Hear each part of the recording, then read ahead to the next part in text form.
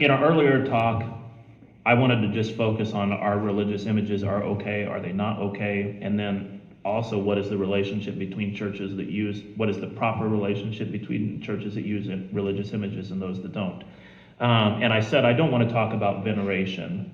I want to keep this conversation on a little simpler level, and then we can move to that later. So now I want to get into this question of veneration. And veneration itself is kind of a unusual word. That's, most people are not using that as a, just common, ordinary vocabulary, but they could if they wanted to, but it's a pretty highfalutin word. Anyways, so I just wanted to walk through. Veneration would be, that might be bowing in front of an image, it might be kissing an image, and you could say there's lower level things. If I stumble on a lower level thing, then you can point that out to me. But people have a concern with veneration of images, and the concern is that if you're bowing down before an image, then you're worshiping the saint in that image, or you're worshiping the image itself maybe, but you're worshiping something that's other than God. You're setting up some kind of intermediary between yourself and God. You're committing some kind of idolatry here because God is in the highest place, and it doesn't look like you're acting like it. So those would be the kind of complaints people would raise about, again, bowing in front of an image, kissing an image, or some similar practices. I think it's especially when we get to the physical practices that people have an issue. So I want to just walk through a little progression that says, okay, if we interact with an image in this way, is this okay?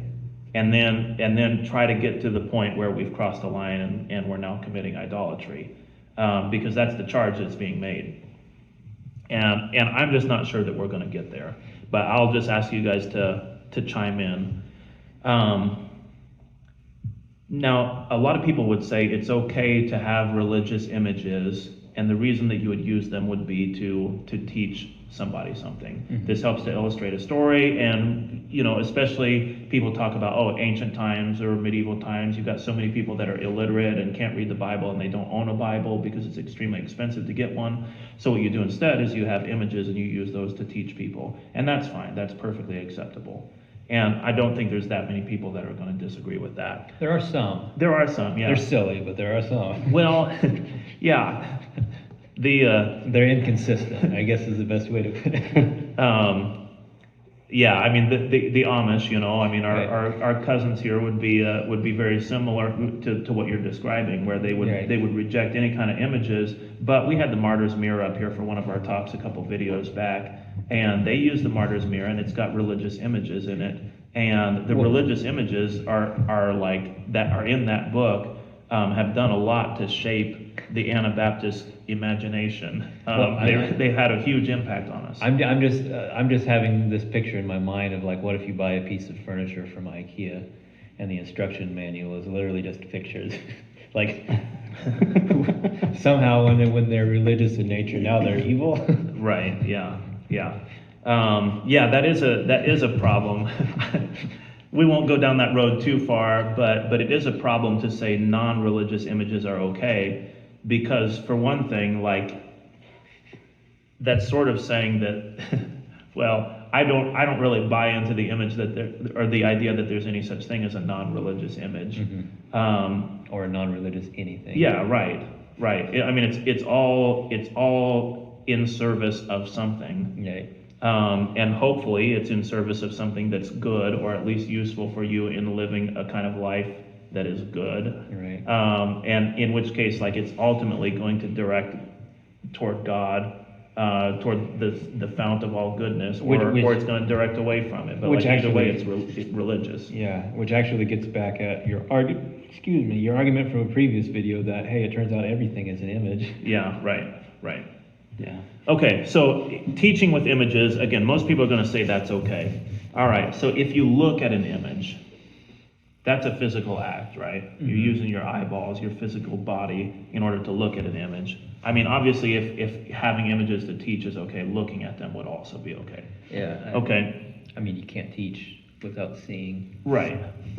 So if I look at it long enough to memorize facts, that's probably okay also. And I don't think that really captures what teaching means, but it captures part of what teaching means anyways. So not only am I looking at it, but I'm looking at it for a long time, and I'm really studying and trying to take in everything there is to take in about this. Even if you're still just engaging with it, just in terms of Pedagogically. Right. Yeah, right. explain that to people who don't know what pedagogically means. Yeah. Well, just in its function as a teaching instrument. Right. So not devotionally or spiritually or Right. anything, but you could say I'm still paying a lot of respect to that picture. I'm looking at it longer than I would look at most people, and part of the way that you respect people is by looking at them and like taking in what they have to offer. Yeah. Not just with your eyes, but that happens to be the only sense that the painting appeals to or the image appeals to. Okay, so looking at it for a long time, trying to take in what it has to offer, that's okay. If I look at it and I'm trying to absorb a sense of the person or the scene that's being depicted, so not just memorizing facts, but like when I look at this, I'm trying to imagine what does it mean for Peter to walk on the water? Right, so you're engaging with it more in sense of meaning instead of just facts. Right. Well, I would say that's, maybe you would say, well, that still falls under the category of teaching, but I'm putting myself in his shoes. Right. Although I don't know if he was wearing shoes at the time. You're dealing with it in a more relational. Yeah, right. Yeah. Sorry to Yeah, just- if I put myself in someone else's place, I'm imagining that I'm there, like. Yeah, even if that it's- person is not wearing shoes. Right. But there's still much more of a relationship kind of aspect to that. But absorbing a sense of the person or absorbing a sense of the scene being depicted, nobody really is going to argue against that and say that that's bad. If there's something in that experience that moves me, and I meditate for a long time on the nature of the person or story, is that okay? I suppose. Okay, good. What if while I'm meditating on it, I'm standing in front of the picture and I close my eyes? Ooh, I don't know.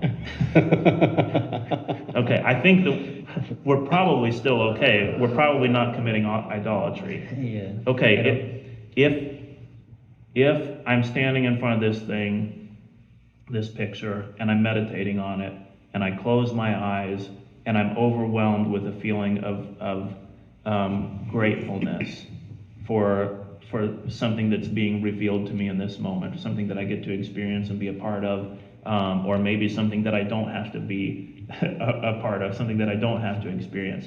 But maybe I'm moved with gratefulness to God for His works in the past. Maybe I have a desire for the work of the Holy Spirit in my life, and it's been inspired by this picture. So what you're And- saying? Sorry. Yeah, Finish that. Okay. Well, I was going to say, moved by this profound experience of gratefulness, my eyes are already closed, and then I start to pray. Right. Yeah. So what you're saying is now through interaction with the image, you're moved to connect with other things, not necessarily just the story that's being taught. Yeah, to you. right. So like it's Right. drawing you into something else. Yeah. I mean, is it okay? Is there something wrong with what I've done? I don't know. What do you say, Aaron? It sounds to me like something you could have easily done while looking at a picture of your past loved one Yeah. who moved you to like prayer or even, like you said, Mhm. communion with God. Or like looking at like a really nice rock out in the lake or something. Yeah. Causes you to reflect on. Well, it can. Right. Yeah. Yeah.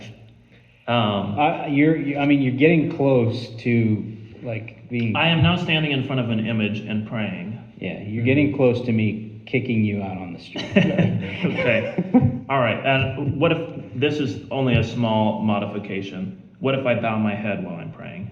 Oh, I already thought you had your head down. Okay. That's what was I getting just me had close my to eyes kicking you closed. out on Okay, the street. the bowing the head. Yeah, you might just go halfway. Okay. I don't know.